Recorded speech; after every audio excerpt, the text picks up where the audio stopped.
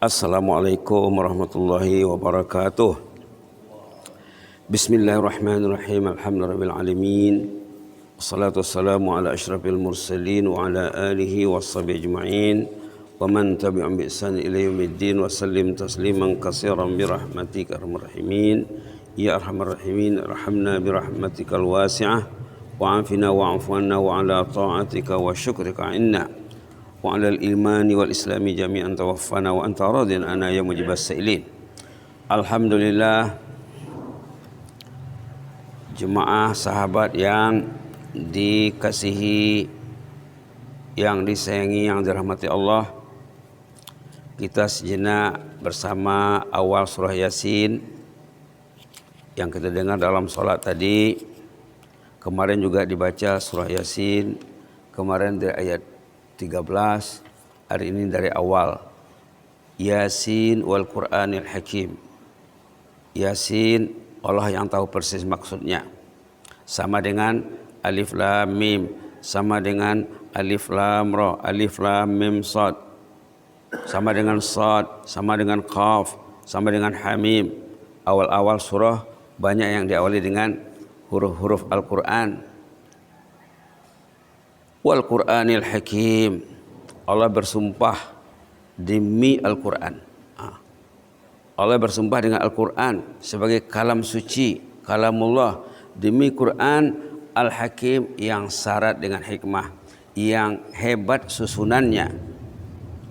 Susunan Al-Qur'an, bahasa Al-Qur'an, bagi orang yang tahu bahasa Al-Qur'an, kagum mereka. Dari dulu sampai sekarang. Dari dulu sampai sekarang tidak ada orang yang mampu mengubah Al-Quran, merubah Al-Quran. Tidak ada orang yang mampu meniru bahasa Al-Quran. Bahasanya hebat, isinya padat. Subhanallah. Tidak ada yang tidak ilmiah dalam Al-Quran. Bahasa Quran bahasa ilmiah. Banyak orang belajar sudut keilmuan mengenai perkara ilmiah dari Al-Quran. Wal Qur'anil Hakim, demi Qur'an yang syarat dengan hikmah, yang baik bahasanya. Subhanallah. Subhanallah. Orang yang non muslim saja ya, yang bukan Islam, kalau Allah pilih dia bisa terpengaruh dengan mendengar Al-Quran. Banyak kisah di sini. Ada kisah seorang dokter lah ya, di rumah sakit. Dia bertugas di Jeddah. Subhanallah. Pertama kali dia mendengar Al-Quran, dia sudah lama bertugas di Jeddah, tapi tidak pernah mendengar Al-Quran. Pertama kali mendengar Al-Quran, nangis. Nangis dia.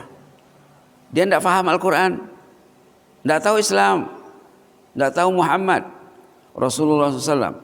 Lalu ditanyanya bagian kantor, bagian informasi,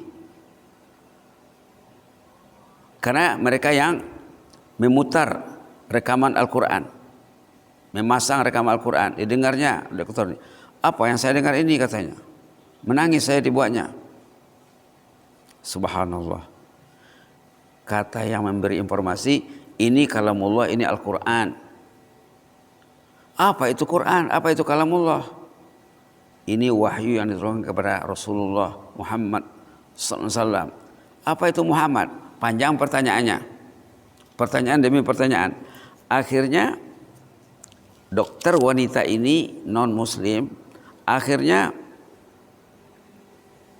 oleh petugas bagian informasi dipertemukan dengan seorang dokter lelaki bangsa Arab Islam yang faham Al-Quran, suruh berkomunikasi. Setelah berkomunikasi sekian menit, subhanallah, disuruh dokter muslim ini, lelaki, si ibu ini, dokter perempuan ini membaca Islam di sumber-sumber elektronik. Tolong baca ini. Ditunjukkannya lah. Akhirnya masuk Islam. Dengan mendengar kalamullah, tapi Allah pilih dia masuk Islam. Dari yang tidak Islam jadi Islam. Ini banyak cerita seperti ini. Nah, soalnya kita Macam mana kita mendengar kalamullah dibacakan? Kalau orang itu dipilih Allah pasti terpengaruh. Karena wal Qur'anil Hakim, demi Quran yang syarat dengan hikmah, banyak pelajaran dan hebat bahasanya. Subhanallah. Ada juga cerita seorang penceramah tersohor di Arab. Diceritakannya ini di Amerika. Ada seorang ibu di Amerika katanya selalu pergi ke masjid hanya untuk mendengar Al-Quran. Padahal dia tidak muslim. Non-muslim masuk masjid untuk mendengar kalamullah. Ada si ibu melihatnya, ibu ini saya lihat tidak sholat, hanya hadir sebentar kemudian pulang. Iya katanya, saya kalau mendengar Al-Quran ini sehat saya. Cukup untuk bekal seminggu, nanti saya datang lagi supaya saya cas lagi. Subhanallah, subhanallah, subhanallah. Dan cerita yang selalu kita sebut, mungkin jamaah tidak lupa ya, cerita seorang ini warga Saudi Arabia. Dia sakit koma 15 tahun terbaring di rumah sakit. Ini muslim. Dia sakit koma terbaring di rumah sakit selama 15 tahun ekoran dari kecelakaan. Dia bawa mobil di jalan tol, tahu-tahu berlaku kecelakaan. Dibawa ke rumah sakit, kata dokter 95% sel otaknya tidak berfungsi, sudah rosak. Lalu dibawa ke hospital, tidur saja di sana selama 15 tahun. Waktu itu anaknya perempuan baru umur 2 tahun. Setelah ayahnya terbaring di rumah sakit 15 tahun, berarti usia si anak ini sudah 17. Maka dia sudah dewasa. Dia bilang sama ibunya, saya mau membantu ayah. Malam ini saya mau bermalam di samping ayah, ingin coba merawatnya, menterapinya. Diterapinya dengan Al-Quran. Mula-mula dibacanya suratul Baqarah. Anak ini dari usia 10 tahun sudah hafal Quran. Anak ini anak Al-Quran. Subhanallah. Diterapinya ayahnya dengan suratul Baqarah. Dia berdoa, bermunajat, menangis. Duduk ayahnya. Duduk bapaknya. Lalu bertanya, kamu ini siapa sih? Mengapain di sini katanya? Man anti wa maza taf'alina huna? Kamu ini siapa? Ngapain di sini? Diulangnya pertanyaannya. Sudah yakin si anak ini ayahnya dah sehat, dah ngomong, dah duduk? Bangkit si anak ini mau merangkul bapaknya. Ditepis oleh bapaknya. Tidak boleh kamu menyentuh saya, haram kamu sentuh saya. Kata si anak, halal ya, saya ini putri kandung ayah, buah hati belahan jiwa, darah daging ayah. Saya ini Asma. Ayah sudah terbaring di sini 15 tahun. Dulu ayah tinggalkan saya umur 2 tahun. Sekarang saya sudah usia 17. Ayah tidak kenal sama saya. Itu maka ayah tanya tadi, kamu ini siapa?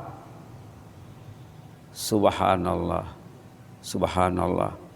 Sudah kita sebutkan juga di sini kisah si bapak yang kena kanker, diserang kanker dari salah satu negara Arab. Dia berobat ke Mesir karena dianggap kedokteran di Mesir lebih hebat, lebih canggih daripada negaranya. Sampai di Mesir di rumah sakit, kata dokter pakar kanker, bapak tidak usah berobat lagi. Menghabiskan duit saja. Biaya merawat kanker ini mahal. Bapak hanya menunggu hari saja ini. Menurut pengetahuan dokter pakar, usia bapak ini tinggal hitungan hari saja. Tidak usah lagi dirawat. Orang sakit ini, si pesakit ini, pasien ini pulang. Sampai di rumah, apa amalannya? Membaca Al-Quran. Membaca Al-Quran. Apa yang dibacanya? Yasin wal Qur'anil Hakim innaka laminal mursalin ala siratim mustaqim.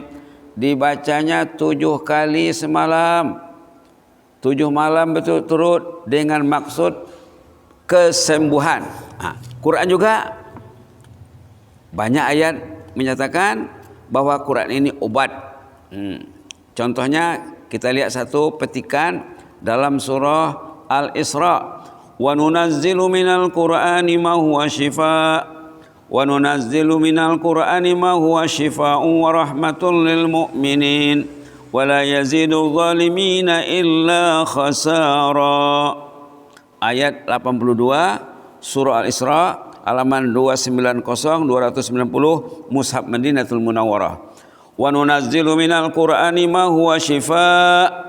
Kami turunkan Al-Qur'an ini sebagai syifa, obat. Tadi yang tidak Islam jadi Islam. Tadi yang tak Islam mendengar Quran bisa sembuh penyakitnya walaupun dia tidak bersyahadah. Itu hebatnya Allah ya. Yang koma 15 tahun bisa sembuh dengan diterapi dengan kalamullah. Yang umurnya tinggal hitungan hari kena kanker sembuh dengan kalamullah, berkat kalamullah. Subhanallah, subhanallah. Akhirnya dokter pakar tadi menanya sama pesakitnya, pasiennya yang diserang kanker, apa bapak lakukan? Patutnya bapak ini sudah dalam kubur ini. Dibilangnya saya baca Yasin. Ini banyak lagi cerita lain nanti ya tentang Yasin ini. Yang penting kita mesti yakin bahwa wal Qur'anil Hakim, demi Quran yang syarat dengan hikmah. Hikmah di segi bahasanya, di segi isinya, di segi yang lain-lain juga termasuk penyembuhan dari penyakit. Mudah-mudahan bermanfaat. Jazakumullahu khairan, barakallahu fikum. Inni uhibbukum fillah. Allahumma zidna wa la tanqusna wa akrimna wa la tuhinna wa atina wa la tahrimna wa athirna wa la tu'thir alaina wa adina wa arda'na yahyakum rahmatika nastaghis. Aslih lana sya'nana kullahu wa la takilna ila anfusina tarfata ain. Subhana rabbika rabbil izzati amma yasifun wa salamun alal mursalin walhamdulillahi rabbil alamin. Inni uhibbukum fillah.